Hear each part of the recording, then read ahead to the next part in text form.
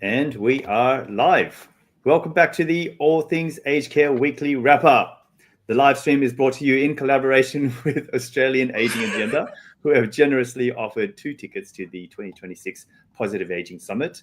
This is an event that drives the importance of reablement in aged care. So thank you, Mark Ryu and Natasha Egan, for offering double passes worth $2,000. I think they've set a date. I'll have to check that out. They have set a date, but we've yet to figure out a way to pick the winners. My name is Anthony Nguyen, aged care recruitment expert now. Just launched my recruitment agency and host of the Pioneers in Aged Care podcast. That deserves a raise the roof. Let's do it. As an aged care cheerleader and content creator, I showcase the innovators, the change makers, and the people who are inspiring the next wave of workers into an industry that is unfairly perceived as slow, boring, and stale.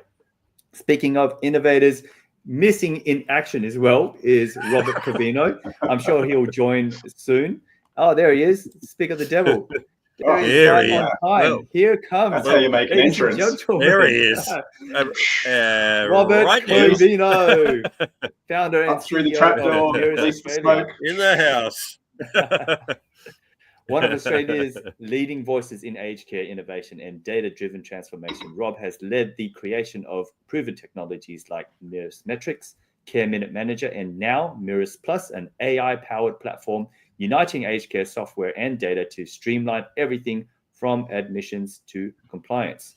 And rounding out our hosting crew is Owen Matheson, strategic connector and founder of Mission Critical Group. He's the guy that knows everyone, works with owners, boards, and executives, and has a knack for connecting the right people, opportunities, businesses, and capital to unlock growth, drive innovation, and make a real impact. A natural MC and all-round bringer of good vibes, Owen will be guiding most of our conversations. So I'm going to let you, Ben. I think you don't need an introduction because you are a familiar face and frequent friend of the live stream. Yes, But he is. Yeah. give us a background on yourself, and we'll kick it off. But Ant, I can't resist. What's been happening? I love it. We'll throw more of those out. The man who makes it happen. Ben Hap. So Ben, I am feeling your passion from here. You wrote a strong LinkedIn message. You're all fired up, and we love that. What are you all fired up about? We've got a lot going on in aged care this week. Yeah, plenty to talk about this week, and covering both home care and the aged care space, and looking forward to having a chat with you guys. And I guess we can sort of take it piece by piece. There's a few big shout outs this week. We had some very friendly senators doing some heavy lifting for aged care, and particularly, want to do a big shout out to Senator Pocock, Senator Ruston, Senator Almond Payne, who helped to get things back on track with our home care packages this week. Yes, so raise the roof for all three. And let's not be humble, Ben. Let's shout out to you. Tell everyone who you are and what you do. Oh, sure. Yeah, I'm just a serial pest over here, but no, I work for Feros Care in our project team. So I'm official title of Support at Home Reform Manager. So deep in the trenches with everything to do with the new Aged Care Act coming online and the Support at Home program. And been in the home care space for just over 15 years now, and just love it. So love the concept of this show and making aged care sexy for all, and happy to be here. Woo, woo. And we haven't covered this. I mean, this is the time to do the Ben Hap, This Is Your Life. So that won't take long. Yeah, well, tell us the origins of Ben Hap. Where do you come from? What inspired you? Why home care? A little bit of the journey behind the scenes that we don't know yet. Yeah, sure. No, so home origins is Coffs Harbour here down on the sunny mid-north coast of New South Wales. And I guess my first exposure to aged care was through my grandmother, who's since passed away, but she had a stroke and was in a nursing home at the time. And, part of my ritual with my mum is that we'd go and visit my grandmother in the residential village and, take her out every week and go to the shops. And, it was that experience of seeing, people living in a residential village, I guess, was my first sort of interaction with aged care. And, you know, it's obviously moved on. That's, gee whiz, 30 years ago now. But yeah, it's sort of, I guess that was, you know, seeing the way that my mum cared for her mum was the origin for me. Wow, love that. So, and your mum, was she involved in the industry as well, or? No, not at all. No, she was teaching background. So yeah, no, it was just a natural thing for her just to look after her mum. And I guess it sort of always stuck with me. I mean, I was always into sports and things through high school, and sort of had interactions with physiotherapists, and it was always something I was curious in, but never really had the grade straight out of high school to attack it. So I sort of took a few detours at university and became a professional student, and eventually circled back into physio, and sort of got a taste of, I guess, home care and rehab through a program called Transition Care, which is, you know, supporting people as they are coming out of the hospital sector, and just seeing the impact that you can have in that space of rehabilitation in the home. And I was hooked, and I've been in home care and community care ever since. Tell us more about Transition Care. Is that still running? And what would you say to people out there, just so they can have an awareness of what sounds like a great program? Yeah. So it's part of, you know, a full suite. You know, there's a whole spectrum, I guess, of rehab, which, you know, you think about in hospital rehab is where it's like really intensive. People are familiar with it. You might have had a stroke or some other significant event, and you're literally being taught how to sit and stand up and walk and do those sort of activities again.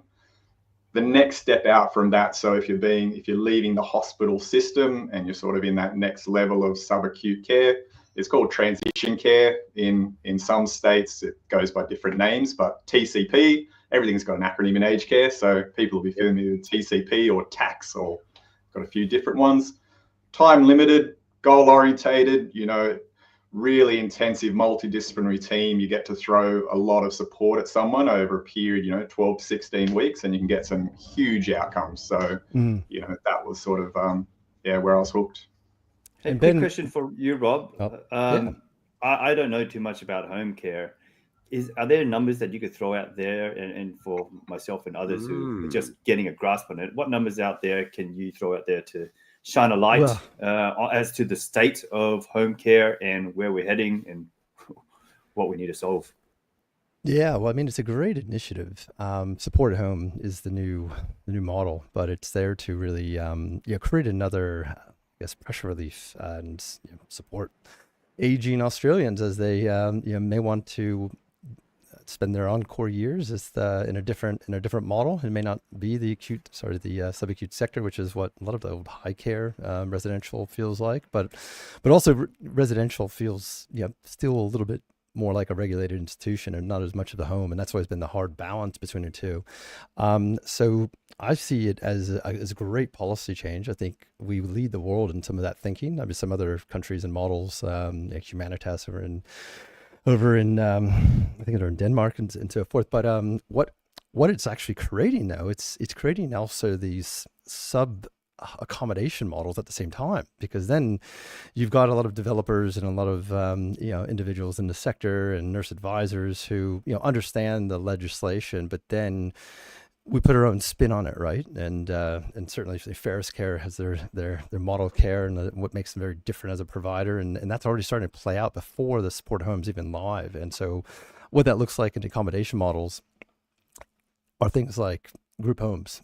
So there's a little bit of a model where there's a fee for service model inside of that, but then you're really using the government's support home mechanism to then fund effectively an efficient accommodation model of maybe 6 to 8, 9 residents under one roof, but all on the same or very different supported home. And then you roster it with maybe a 2 by 12 hour sort of shift of not, it's not clinicians RNs. These are people with more of they're looking for companionship and looking for activities and stimulation, and support home also enables that to go all the way up to, I think the top package, Ben, is around 145, be in that sort of high level to enable even palliation, which is something that my family did with my father-in-law, and it was such a beautiful thing. And I think it's something that more and more Australians, like I was pretty scared of it at the time, going, really, we're taking this on? Is this what we discussed? Sort of feeling through it. But I'm glad we did, because with some of these conditions like Parkinson's and Lewy bodies, you're not in control of this deterioration pattern at all, and so the prognosis is so undetermined. But when you palliate this loved one, it's almost like a closure, and I felt it really helped the family kind of come to terms. But also, it was like the first time I think the family over like maybe a 5 or 6 year period like really felt in control of a condition. And Ben, you would see this, I'm sure, with a lot of the families you're helping, and they're trying to understand the disease progressions, like what do we expect next if someone's got Parkinson's, like what can we do? And you're like, oh, we need strength and walk and balance and all these items, and they're like, okay, good, I can do that. That's something I can lean in on. And support at home really, from my experience, will change a lot of that dynamic for a good chunk. So the numbers, I think, with your first question, I believe it's around 1.3 million packages that we'll be looking to have, because it's a big, I mean, as you know, we've got the baby boomers coming. We've got a big sort of I think it was the old treasurer showed this graph up at one of the national conferences, and it looked like a coffin, because you have like sort of the previous generation flaring out, and then what was the next wave is that baby boomer, and then it sort of tapers back in down to the current millennial population. So it's going to be, I'm actually pretty excited about it, and I've actually helped set up some of these models and support at home models for developers in other areas, and I think it's a great thing, but it's much needed, because I mean we have to give more relief to the residential, and residential has to start to work better with the subacute, the hospitals dealing with patient discharges and bed blockages, because they're set up for that environment already. Like they can provide complex healthcare in residential settings, and you can do that support at home to an extent, but it's about going on those journeys together. Yeah, and we're living longer, so longevity has got to be factored in here. Quality of life, living longer, and we want to live better too. It's the health span. I think we're doing pretty well as a society on the lifespan side of things, but that health span, that quality of life, that function that you have in your later years, that's sort of critical. And certainly, I mean, it's one of those interesting things in the home care space, where essentially your mission is trying to prevent people going into residential aged care. So it's, we're all working with different cohorts within the same system for different purposes. But, the support at home program certainly its intention is to basically support people to be able to die at home if that's their wish. So, that's sort of the mission we're working towards. But how it's going to play out after the app goes live, it will be interesting. There's certainly lots of different funding mechanisms that we have to work through. Ben, how do you see this helping the hospitals, the discharge situation, the bed block situation? We had Paul Sadler on last week, and we went through a lot of the figures, and I think it was 11 weeks for an NDIS patient past their suitable, and it was on average 6 weeks for a dementia resident. And certainly Paul's been representing the Illawarra task force on this very very much area. But how do you see it with your experience? Yeah, look, I mean, there's probably a few things that can tie together here. I mean, at the moment, we've just been going through an aged care inquiry, which is sort of looking into the delays in the home care package, and in light of that, it has started to shine, how many people are waiting for an assessment through the single assessment system to, get access to care, whether it's approvals for, CHSP or home care packages or residential care, whatever. So, there's a significant backlog there. Unfortunately, I think the way that the program designed for support at home is looking at the moment, it's going to generate a lot more referrals into that single assessment system, which is a bit of a bottleneck at the moment. So there is, some concerns being raised, and even just recently, yesterday, the Office of Inspector General, so led by Natalie Siegel-Brown, who definitely want to give another shout out to, really fascinating report, which looks at sort of the report card of how we're traveling against the Royal Commission. And, she highlights, and the team highlights some of those really critical bits. Progress is being made. The Aged Care Act is now coming through, but, there's some fundamental things around older Australians' right to access care and that timely care, which I think we're still probably not there yet. And to be brutally honest, I think things could get a little bit worse before they get better. Yeah, some big numbers that were certainly coming out in I think ABC and on that front. I think, what are they up to now, Ben? Was it? About 120,000 waiting for an assessment. Yeah, I mean, we know of about 83,000 people approved for care that are on that wait list. Yes, I mean, thankfully, we've just seen that announcement this week where we'll get 20,000 additional home care packages between now and November 1, and then another 20,000 for the remainder of the year after. So, the packages are coming. Yeah, definitely.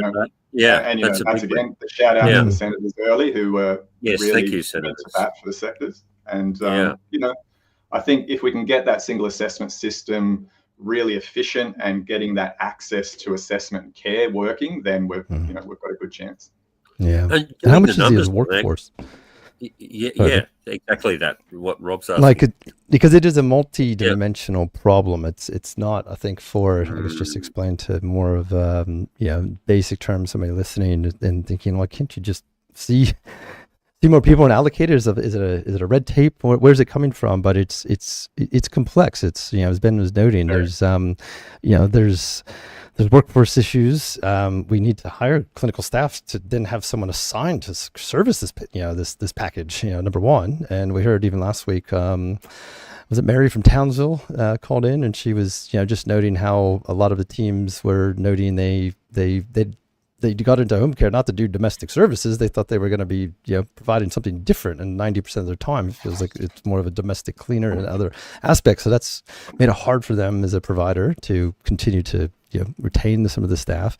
But then we still have the challenges of our system. Services Australia is still building out the actual ecosystem around this. I mean, it's a massive project, and I even noted this week our DT Partners vendor was closed, or had to postpone due to a technical issue on their side. So there's a lot of things at play, and I know a lot of a lot of great people, but I've been really impressed with the senator's response that he called out at the beginning, and really highlighting this. And I think that only comes from like personal experiences and actually living through that and seeing what it feels like on the other side, because otherwise it's it is a news bite you pick up, but unless you go through it, man, and depending on your family situation too, with that loved one, 13 months to wait for a high care package in some instances. I mean, can you imagine being a carer who's at their end and you have to just continue to wait for that phone call, for that support, and you can't just say sorry. No, it sort of impacts. There's another narrative that others in the sectors are talking about. This sandwich generation idea, where we've got this whole group of working age that are caring for young ones, caring for older ones in the family, and that squeeze in the middle. So I'm definitely part of that sandwich generation myself. It was actually Kim Davis from the Corporate Services. That's Kim. That's right. Last week, she jumped on. If anyone else wants to jump on, the link is there at the 30-minute mark. We'll put you on stage with us, or in the meantime, feel free to type some questions into the comment section. And I will take this opportunity while I've got a window to say to everyone who's celebrating Jersey Day, hence my particular attire today. It's not because you just came out of the sporting field, right? I missed the memo. Sorry. All right, you got me. But it was a nice little alibi that it happens to be Jersey Day. So any day, if there was any day to do it, there was today. Hey, it's my kids got in the spirit of it as well. And I should mention what the actual cause is. Do you guys know? Wear your favorite jersey, have some fun, and begin a conversation about organ and tissue donation. So for all those people, it actually happened in our local area, because I know you guys are a little bit further afield, being Coffs Harbour and Perth, but it was a beautiful local family in the Hills district, and it was a young boy that was gone too soon, and he and the family decided that they would pay it forward by making his organs and tissues available, and it saved a number of lives. So it's a great example of sacrificial giving.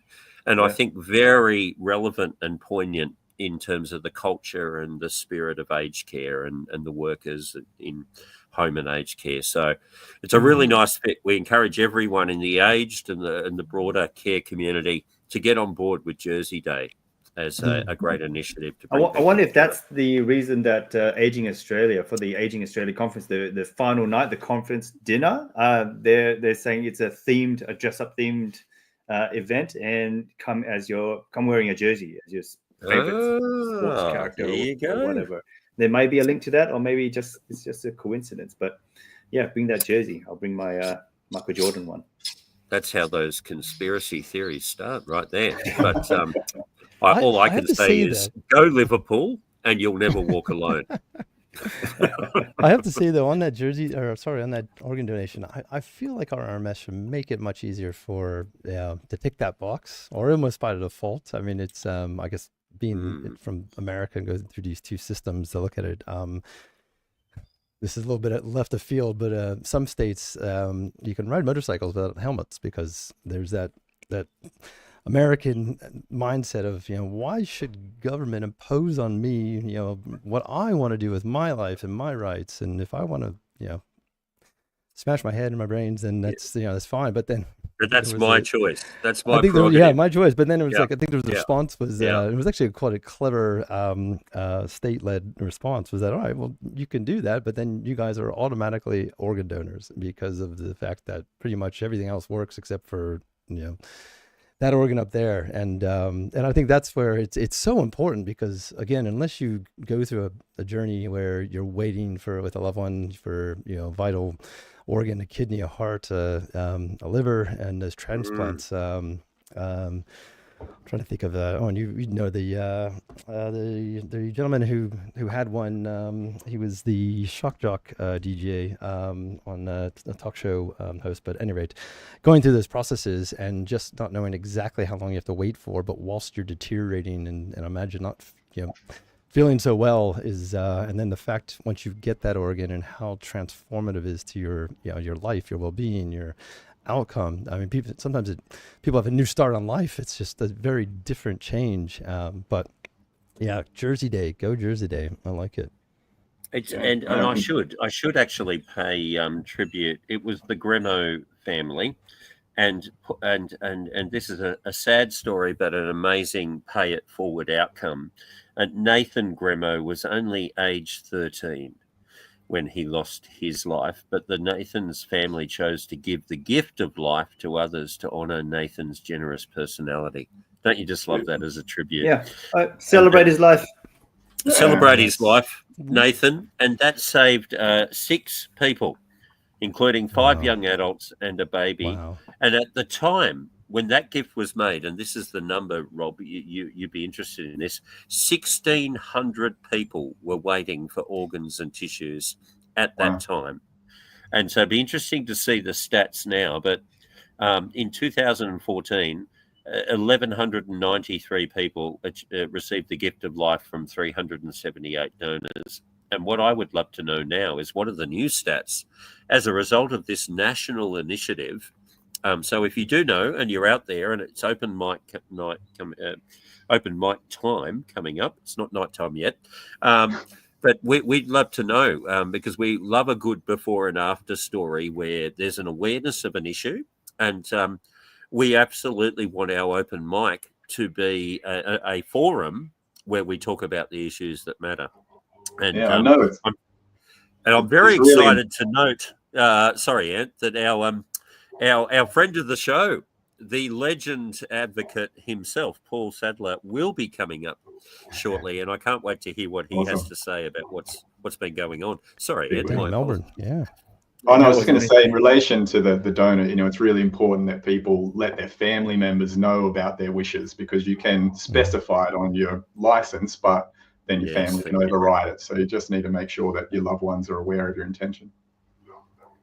Would love to know the actual stats. Wouldn't it be, Rob? You might be in a good place. Paul knows before everything. Before the end of the show. I think being this day where we're paying it forward, and it'd be remiss of me not to mention my dear mother. She was an organ donor. My my dear mother, Elizabeth Matheson, passed away early. She was only 55 years of age, which was quite sad. It was unexpected, but she did pay it forward with organ and tissue donation. And so that's a proud part of our family legacy now, that that selfless focus. She was a social worker. She was a volunteer of the court system for domestic violence with women and children. And she ended up joining the Women's Cumberland Health Board and the Reclaim the Night rallies. So wow. And to all our unsung heroes out there that are doing something good in the community. Raise the roof. Bring those stories. There's so That's many never going to stories. get old for me. I'm always, Yes. I'm always going to love doing that. Yeah, it never gets old, does it? It's just great. No, I was going to get the next version will be your DJ Scratch if you want to. Right. DJ Oh Scratch. Yeah. We could definitely work I that need to way. figure that out. The soundtracks.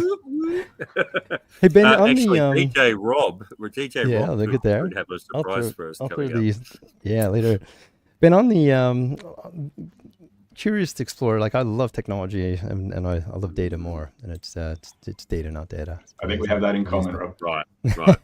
Show me. Let's go deep. I always love how or providers out there, they really they have a go at some pretty big projects and feats, and I know Ferris Care and some of the team there and your tech side are up there with some of the tops. But talk to us about some of the My Ferris portal and some of those elements, and talk to us about what some of it's already done for families and what you love about it and where it's going, because I think this is really connected back to some of the support at home, but also just this connected care model that we all want, but it's just so necessary because of how information of and how personas and stakeholders that are looking after individuals need to be really aligned, and this is not easy stuff. This is pretty complex and throw in the privacy and data principles on top of all of that is just another dimension to kind of work through. But share a little bit more if you can around those models and what's going on at My Ferris. No, I mean, it's a fascinating area of development, to see where things have gone just in my time in the home care space, where it was literally still pen and paper files back at my first community job, and client management systems, and then we can bolt on an app and talk to our workforce, and why don't we give an app to our family members and clients as well? And so it's just been this natural sort of evolution of connectivity. And I think I know you're a fan of AI as well, and sort of starting to see where AI might be able to supplement these different forums and just speed up the transfer of information and just making things accessible. But I think we'll get to a fully sort of autonomous self-management style system where clients or their loved ones will basically just have shopping list ideas, managing their care via an app while they're sitting on the couch at night, and be getting the automated Uber alert of when their work is going to turn up at the door. And there's fascinating things already happening in the sector. And I'm lucky enough to work at Ferris Care, as you said, who has always sort of been really keen to push the boundaries in technology. So I'm looking forward to see where we go. Can you tell us a little bit about Ferris Care? Yeah. You've got home care and residential or other services too? Yeah, we do a bit of everything. I mean, I've always sort of been in our home care division, but there's a residential side, and we work in assessment pieces, and we also work over in the NDIA space. So there's sort of different branches, if you like, under the one banner, and a shared core service group that sort of sits over the top of it and supports across that. So I've always, as I said, grew up in the community stream. I've now just moved in under our transformation team, so it's starting to see sort of in a project management style how we can support all those different divisions. But it keeps us busy because we literally have to be across everything that's happening in the aged care and health space. We how many love sites the do good you guys have? transformation. Yeah. Sorry, Anne, what was that? I was just asking how do you just asking how many sites Ferris Care operates. We're very small. Yeah. So we're just in the sort of far north coast. So we're in around the Bangalore region, and sort of a bit further up the road near Kingscliff. So there's just those two sites operating at the moment. big so your home care side is HCP, SCRC. Yeah, we're sort of into that side, but then there's another big sort of NDIA arm as well. Okay. It's a tough place to live. Hang in there, all those people in lovely part of the world. Being next to the ocean that long, it can't be good for you, surely. It's time to add on Paul. Paul Sadler is coming on stage. Welcome, Paul. Come on down. Let's raise the roof for Mr. Paul Sadler. So, Paul, tell us, you're down in Melbourne still at the Aged Care Quality, Safety and Risk Forums, I think?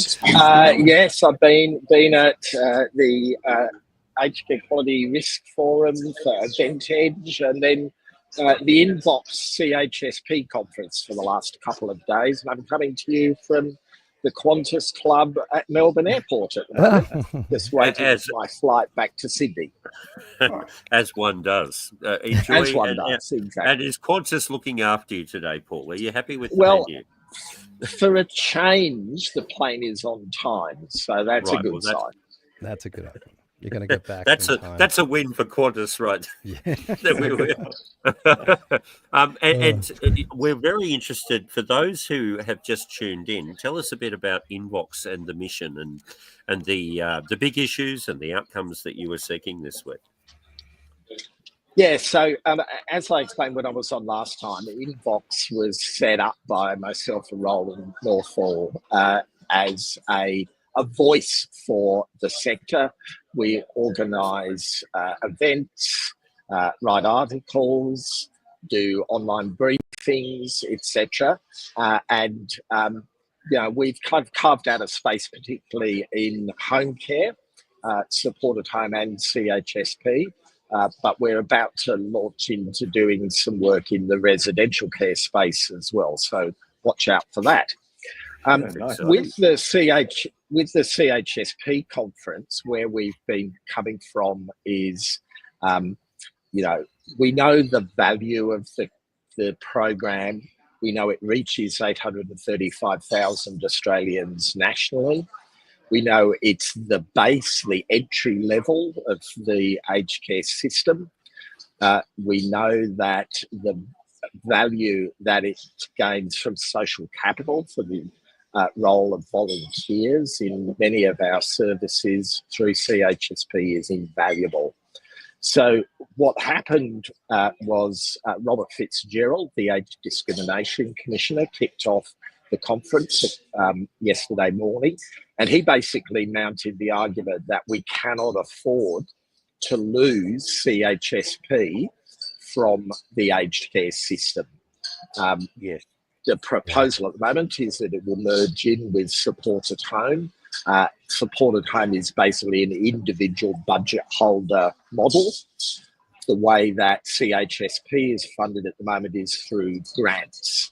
Block funding is what it's sometimes called. The advantages of block funding are that they give services a guarantee of a certain level of funding so they can keep their doors open. Yes. The government acknowledges the importance of block funding in, for example, rural and remote Australia, services to Aboriginal people. But we would argue, and Robert forcefully put the point, that it actually is an essential infrastructure for the whole of the system, and we need to protect it. Some big before issues. we go to a question for Ben, I wanted to ask you about the conference that you went to. What conference did you go to, and what were the key takeaways? So at the Aged Care Quality Risk Forum earlier this week, which was put on by Event Edge, I sat in on workforce sessions, home care reform sessions, finance sustainability sessions. And some of the key takeaways there were that while the financial performance of the system has improved, and Robert can attest to this, it's on shaky ground ultimately. It's not guaranteed to continue to improve in residential care. There's a lot of uncertainty about how the Support at Home transition that home care packages are about to go through will work out for the financial sustainability of the sector.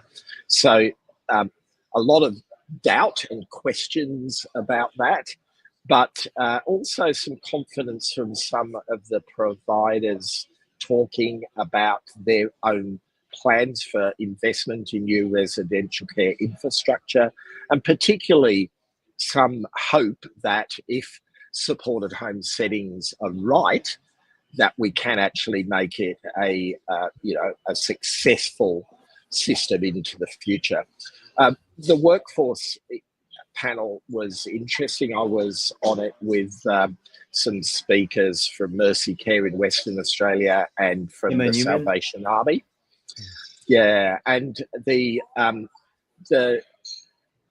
thing that stuck out there was that recruitment into the sector has definitely improved since the work value case went through.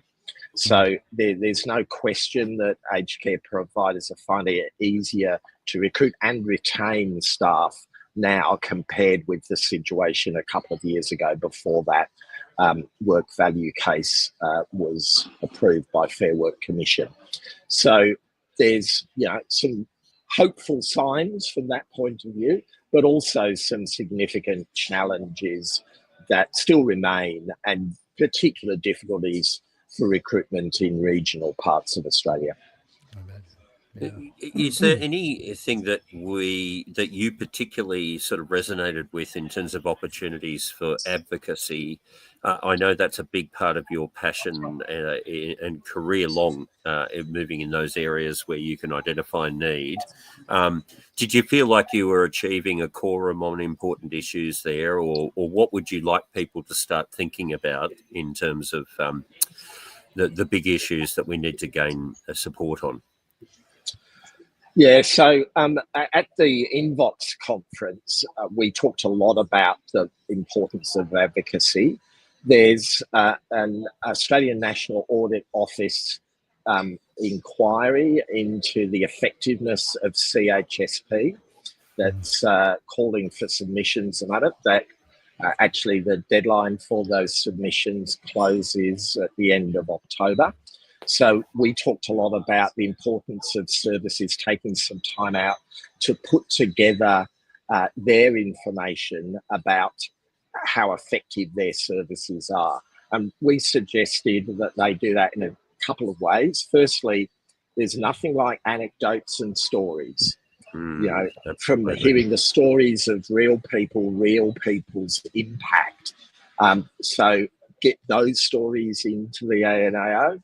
But secondly, obviously, where you've got hard data that is held at either an individual service level or held at a peak body level. So, people like Meals on Wheels Australia that I'm involved with, Ageing Australia, the other peak bodies, if we can be putting together some stronger evidence base, that will obviously be a critical factor as well.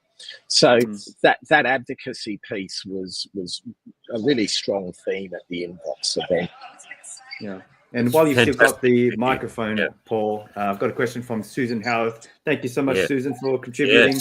The question is, Paul, you wear a few hats across the sector. With all of that perspective, where do you see the biggest gap between government policy and the practical realities of delivering aged care on the ground? Wow. Nice, easy question. Yeah. Nice, easy one for a Friday afternoon. I think the answer to that is the biggest gap is what the Inspector General called out in her report yesterday, which is that we've got an aspirational new Aged Care Act about to come into force. It talks a lot about high quality care, the rights of people to access good quality aged care services. But what's missing is actually a commitment by government to fund enough care services for older people. As you were talking about a little earlier, we've got the new data out from the Senate inquiry indicating there's 108,000 people waiting for allocation of the correct level of home care package or any level of package at all. And we've got another 121,000 older Australians awaiting an assessment for services. Now, that's not just about home care packages, that's also CHSP and residential care that might be caught up in that. But, put that all together, you've got well over 200,000 older Australians who are in the system in one form or another, but haven't got the right services out the other end that actually meet their needs. So that's the big gap between rhetoric that government puts out and the reality on the ground for older people. And talk to us about the timeline. There's a big number that Rob threw out earlier in the show about 1.3 million needing these services over what timeline. So there's a real imperative to get this right in terms of the rollout, because big numbers waiting on the successful. Yeah, we've already got 1.1 million older Australians who are receiving some form of home support. Majority of that through CHSP, but now 300,000 of them through home care packages, with the additional 83,000 packages that the government's releasing from now for the rest of this financial year. We're going to be getting up towards 400,000 people receiving supported home. And that's projected to grow for supported home alone by 300,000 over the next decade. So the government's estimates are that we'll be sitting somewhere like 1.9 million people accessing home support services of various forms within the next 10 years.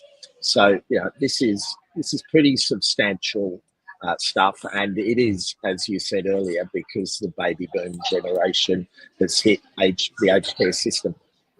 Sure is. It's 10 times the current capacity, so there's a little bit of room. I just wanted to jump on this really quickly. Sorry, Rob.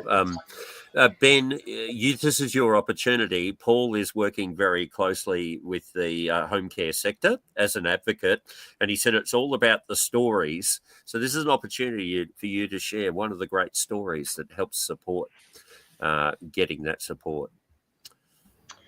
Oh, look, yeah. I mean, the report that Paul mentioned that Natalie Segal-Brown's just released, it does an amazing job of telling the story of where aged care is up to.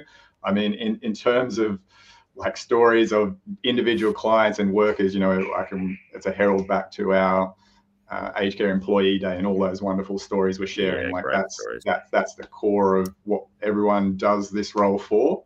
And, as we were talking about earlier in this show, seeing some of those senators with that lived experience also talk about their passion for aged care gives me hope that, we'll get there. And I remember one of those shout outs being Emma-Marie Ormsley. Oh, yes, a good memory. Yeah. Still out there doing her thing. Shout out for Emma-Marie. Wherever you are today, we know that you are making a difference. And maybe one story about Emma-Marie, because I know she's inspired you on a number of occasions, Ben, throughout your career, for the benefit of Paul and his colleagues at Inbox. Oh, yeah. Look, I mean, Paul won't need any stories from me of inspiration. He's got the whole Meals on Wheels fleet that inspires him each and every day. So, kudos to the shout out to Meals on Wheels. Amazing organisation doing amazing work, and I mean, it could be anyone. It doesn't have to be Anne-Marie, but our community support workers in general out there in the front line doing the practical, care work. Or we've got the same, our care workers in residential. That is the face of aged care to clients and residents. Hey Ben, Susan's got another question for you. Ferris has a reputation for being quite innovative in aged care. What's one initiative you're most excited about right now, and that you think could really shape the future of the sector? Oh, wow. Yeah, I mean, I guzzled the Kool-Aid straight from the container, so just hold me back here if I go too long. But look, there's probably a couple of things even just that we met about today. with things moving on in the ITC space, the technology space, we've got a really exciting whole of enterprise digital architecture happening where we're getting sort of best of breed things that are coming together in really exciting ways. That's going to set Feros Care up for many years to come. So that's hugely exciting, hugely big change. But, even more practically, things that I was looking at today is even just around our call center and some of just the technology that we're able to invest into that call center to be able to have quicker first point resolution for our clients calling in. It's those sort of practical things. Like when you think about what clients and their loved ones want, they want to be able to get through and talk to someone who knows who they are, how to help them and solve their problem. That's aged care in a nutshell. Absolutely. That's exciting. And that's good. That's where it all has to begin. We should give a shout out, and I know you'll want to jump in on when you hear the word transformation, Rob. I can't help myself. Let's give a shout out to the team, the transformation team at Feros Care. Who are we talking about? Yeah, look, led by our fearless leader, David Spurgeon. He'll be out there somewhere. Good on you, David. And, yes. Yeah, we've got a growing team there of sort of change managers and BAs and all sorts of people there that support that transformational journey. But, it's literally, we're a medium-sized provider. So when we talk about our support at home readiness, it's literally the whole organization that's pivoting to this new change. So, huge work involved. Kudos to all. I mean, it's incredible. I mean, when I had 6 years as a transformation consultant at PwC before, finding aged care and loving it. And it was actually setting up Domain Principal Group, or Opal, as a transformation project that led me into this industry, and it was quite amazing. But at the same time, it's gosh, we are transforming an entire industries at RAC went first, or Resi. Now we're the home care side of it, but it's a journey that thousands and thousands of people are on. And I know this is a very unique case study because maybe NAB does a branch and they transform their the credit and risk side of the business, and then you go to a telco and do the same. But this is an entire industry going through some monumental changes here, and I'm quite fascinated about it when they announced it, because I was just thinking with my my experience hat on, going wow, there's X amount of residents just in Resi, and then you think of the staff, and you're thinking of just even the IT systems and elements and multiple some of these. And some of these numbers, and I think that's where I think reflecting on that early topic about the technology play and some of the reasons why we're also missing the mark right now, both in this home, support at home, but also with residential. Is that to me the core is to get the IT and that transition right, because let's just explain here's just an example of how much inefficient effort that creates on our clinicians and team out there. But one of the aspects of the new act was a care activity statement, which is a statement that summarizes a set of activities and missed medication rounds, or all these aspects that now come from anywhere between 3 to 5 different vendor applications in a provider. But the time and motion studies we were doing on that early, it was they would have taken RN about anywhere between 50 to 55 minutes to complete that. Now we have to complete those once a month on every resident, and that's 210,000 residents. That is 8,000 days of effort by our RNs every month to do that. And if we look at that annually, that's nearly 100,000 hours of effort at that level. So, I mean, this is where AI, but this is also where getting the technology right and getting that as the foundation so we can scale and augment this, new reporting standards. Because now I would say a lot of the teams out there, and Ben, you probably get pulled into that as well. I know you're doing the transformation project, but can you come back in? We got the QFRs we got to go through, and we got to add back in physio and all these other elements. And that's just sort of signs and symptoms of where the technology is still, not catching up and not there. But I mean, that is a huge load on the teams. And I think that's a very important perspective that needs to be continually discussed, because if that was happening automatically, And I've got views on how it could happen, but if that was happening before we actually got into now where the rubber hits the road and we're dealing with some of these other streams, I mean, we would have at least a good ball out of the air and could focus on more of some of the critical transitions, but we may not actually need as much of the workforce that we talk about because there is still so much just manual activities in our sector that's still I think they'll get absorbed, you know, with the numbers of people coming into care. We need to free up people to be able to deliver that face-to-face care. So that, I mean, and you know, another shout out, you mentioned the Digital Transformation Sector Partners Group earlier, you know, kudos to that group and the amount of work, you know, it's not just the provide, like there's so much change on the government side of this as well, and seeing, you know, lots of effort, you know, the business to government portals that are coming online. Again, it's exciting change that will support everyone in the sector. And for those playing at home, Rob, explain a QFR and why it's so important. Oh, well, in an ideal world, these. If you step back and look at what the department really wants now, I mean, they see residential. You know, it's a division of government. It's a branch of the healthcare sector that really government. You know, they fund 70%. They underwrite all of the RADs, like 30+ billion of RADs in our treasury, and therefore they feel like, well, now we need to see everything. We need to understand everything that's happening, and we're entitled to it because until, you know, you can sustain without any of our funds and money, and this is what I love about Australia Healthcare, by the way. So I'm not just begging out this approach. I think it's a fantastic approach. But I remember when I think it was Richard Corbeck was given an update. He was the Minister of Aged Care and Sports at the time, and it was a breakfast, and he was explaining what the world would look like roughly now, 2025. And I think this was before COVID, so I think it was early 2019. And I think the audience of CEOs and, you know, providers, they kind of chuckled. And I heard even someone say, "What is it going to be like, Minority Report?" And you get the senior accreditation officers like swinging through windows and, you know, preventing a fall before it actually happens, and all of those elements. But I mean, it's certainly you can see what they want to do.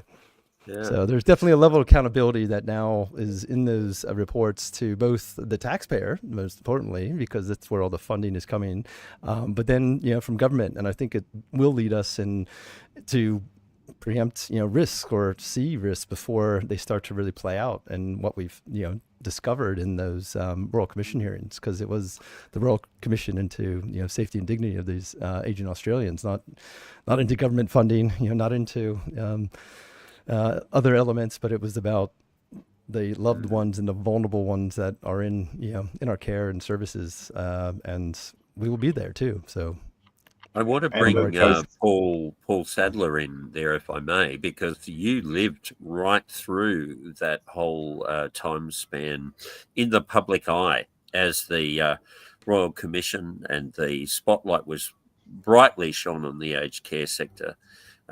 For those who haven't sort of heard your story or the issues that you had to navigate, would you mind sort of taking us through that and what you hope that the learnings have been, Paul, as a result of that? Yeah, well, I like many other people in the sector, had to appear. I was summoned to appear at the Royal Commission. Yeah. I appeared twice, but interestingly, not for any particular bad things that have gone on at Presbyterian in aged care, but more as an expert in the field, particularly around home care, ironically enough. But when the Royal Commission was finished, it was shortly after that I stepped into Pat Sparrow's shoes as CEO for AXA, so for the national peak body. Yes. And we were obviously responding to what had come out from the Royal Commission at that time. That was also, as I talked about last time, the COVID pandemic was live with all the issues that were attendant at that. So, it was a pretty stressful time, but a very rewarding time. And I remember just walking through the local shopping centre at Hornsby, and somebody that I didn't know battled up to me and said, "Oh, thanks so much for everything you're doing." You know, it's been great to see you representing us in the sector and in the media. So yeah, that was my experience. I really appreciate Paul and human moments, don't you, Paul? You really, when you're on the front line like that, when you're taking the hits and potentially unfairly so, you know, that you kept, because I know you were sharing that was quite a challenging time for you personally, and the health implications of that, and that's how we started talking about the you know, what's in place for executives that are on the front line in terms of burnout, mental health. And hopefully that's coming through the inquiry too, because you've got big reforms happening. How do you strike that balance while you're managing reform? Yeah, and I think the Inspector General's report really has summarised a lot of that very well. I might sign off now, guys. With a bit more background noise. The Qantas Club is filling up on a Friday afternoon. That's what it was, right. Really appreciate having you on, Paul. Well, a big shout out for our friend of the show, Paul Sadler. Bye, thank you for all the good work you do. All right. Guess who we've got? We've got Kim Davis backstage as well. Oh, she's back. Oh. Hi, Kim's Kim. back. Kim's back from up the road. Let's see what she said. She missed most of the conversation and wants to catch up, but look, just happy to have her on and got a bit chat. Of while she figures out her video, I just want to say a quick shout out again to Australian Aging Agenda. There she is. Quick shout out to our partners at the Australian Aging Agenda. Absolutely. They just released their spring issue of their newsletter, or what do they call it? That looks fantastic. But that's a little plug on me. Look. Yeah, he's that a smart little guy in the top left there. Yeah, I recognise that guy. He looks suspiciously familiar. And that's Lorraine Apollos as well. So check out their spring issue. It's probably the link will be flying around probably in everyone's inbox. Again, thank you, Natasha Egan, Mark Ryu, and Australian Aging Agenda. And everyone should go to the 2026 Positive Aging Summit. So keen to see everyone there. Got my ticket. Absolutely. Shout out to the Australian Aging Agenda. Great people doing great work. And Kim, speaking of doing great work, what's happening in your world this week? Just another week. Sorry, I wasn't really being. You're in it now. Thanks for that. Yeah. And I see Ben's with us. Yes, like, this is one of those fascinating moments where Kim and I are like pen pals that have never actually seen each other before. Really? We love that. There we go. There we go. Bringing people together. That's what we do. Yeah, so, I thought Ben's thing on LinkedIn with the basically the risk mitigations for the program, I thought that was excellent. Yeah, just causing mischief. Good on you, Ben. Someone's got to do it. Is there anything you'd particularly like to sort of call out there, Kim, that you would like to discuss maybe with Ben? Or no, there wasn't anything in particular. I guess and I apologise. I just realised it was on, and so I don't know what you've been talking about today, but I think we've solved support at home. How about we do this, guys? Listen, we've got 2.5 minutes left. We've got to wrap up the show. If we can get one win from everyone about how their week has gone, one win. And just because you've just jumped on, Kim, I'll give you some time to think about it. We'll start with Rob, go Owen, then Ben, then finish with you, Kim. Well, actually, we'll finish with me. So, Rob, go ahead. Done. What is a win? Well, I was going to give Kim props for bringing the Living Well model that we talked about, because I wanted to talk to Ben about that as well. That it was fantastic, little representation. But the win of this week, that was last week, so we can we'll revisit that in the future. Win this week is we've got some really innovative things happening with some of the state level governments dealing with the hospital bed blockage areas, and fingers crossed, but I think we may have solved for some situation that it's just been jumping through hoops and running through red tape, but we've had to deem a provider ID into the new act and get that into a group that is looking to target that real problem point because they need to have a transitional care license in order to really execute this. So that was a probably the last 5 days of also something I thought would be off the side of my desk, but became all encompassing. But Friday we got there. So the solution we're working through, and I'll talk more about it in the future. But I think it's I'm really excited about that, because it's a problem that impacts all of us, and certainly for those people stuck in those hospitals and even the staff that have to interact on a daily basis, where they're now in we'll be in a better position, and certainly the system will benefit from it. So yay to that. Hands up. Yay to that. Yes, right. That is a win. That is definitely a what win. You got? Well, I get to wear my Liverpool jersey. I get to have a reason, because it's Jersey Day. You'll never walk alone Liverpool. if you follow Liverpool. For those who don't, well, yeah, but, no, I'm just saying. But I think that the fact that we're highlighting the issue of organ and tissue donation, Kim, if you weren't on earlier today, it's a great story of a young boy, 13 years of age, lost his life early, but the family decided to pay it forward by donating his tissues and organs. It literally saved 5-6 people's lives. It started a national movement. And so now Aussies all over the country have an excuse to wear their favourite jersey.